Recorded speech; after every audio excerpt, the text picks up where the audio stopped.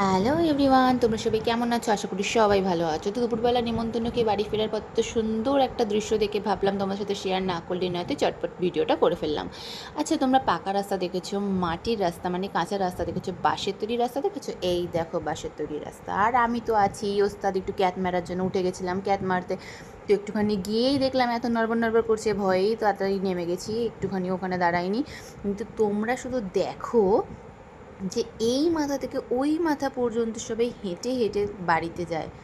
আমি শুধু ভেবেই গেলাম যে তারা যায় কী করে। আমি তো গেলে 10 বার ওখান থেকে ধাম ধাম করে পড়ে যাব।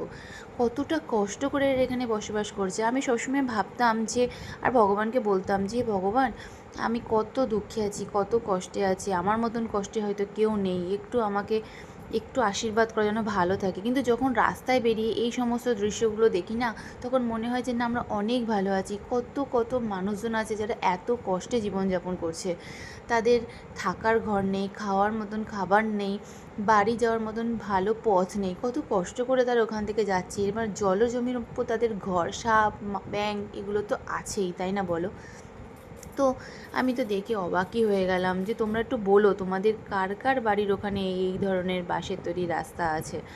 তো যাই হোক, ওখান থেকে বেরিয়ে আমরা বাড়ি ফেরার পথে চলে আসলাম, কারণ একটু পরেই সন্ধ্যা হয়ে যেত। দেখো তোমাদের কত সুন্দর সানরাইজ দেখালাম, দেখে মনে হচ্ছে না আমরা বাইরে কোথাও ঘুরতে এসেছি। না গো না, এটা আমাদের বাড়ির কাছেই কল্যাণী হাইওয়ে।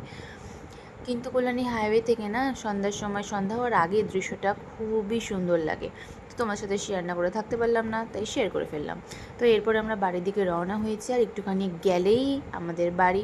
মাঝে মাঝে ভাবি জানো তো, যে মানুষ কত কষ্ট করে থাকে। সব এই পৃথিবীতে এমন কেউ নেই যে কষ্ট বিনা রয়েছে। প্রত্যেকের জীবনেই কিছু না কিছু কষ্ট থাকে তাদের জীবন চালানোর জন্য। যাই হোক, বরের সাথে ঝগড়া করতে করতে চলে আসলাম বাড়ি। যে কাঁধে হাত দিয়ে রেখেছি বলে ভেবো না যে খুনসুটি করতে করতে আসি। না গুণ আমাদের দিনরাত ঝগড়াই হয়। আর একটা কথা বলার জন্য যে আমার মাল আমারই, কাউকেই দেবো না। চলো টাটা, বাই। পরের ভিডিওতে আবার